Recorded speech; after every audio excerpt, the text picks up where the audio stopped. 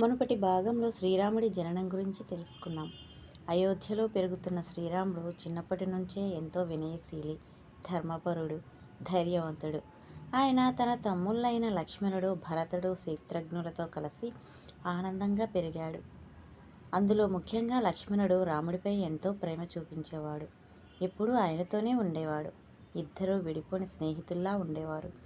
శ్రీరాముడు గురుకులంలో విద్యాభ్యాసం చేస్తూ వేదాలు, ధనుర్విద్య, రాజనీతి శాస్త్రం వంటి అనేక విద్యలను నేర్చుకున్నాడు.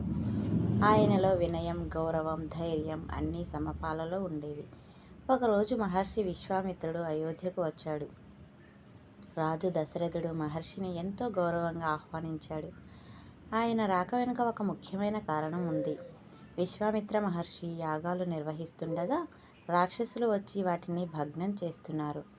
ఆ యాగాలను రక్షించేందుకు శ్రీరాముణ్ణి తనతో పాటు పంపించాలని ఆయన దశరథుణ్ణి కోరాడు.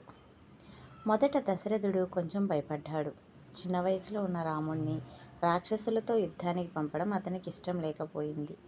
కానీ విశ్వామిత్రుడు రాముడి శక్తి, ధైర్యం మీద పూర్తి నమ్మకం ఉంచి మాట్లాడాడు. చివరికి వశిష్ఠ మహర్షి కూడా సమర్థించడంతో దశరథుడు అంగీకరించాడు.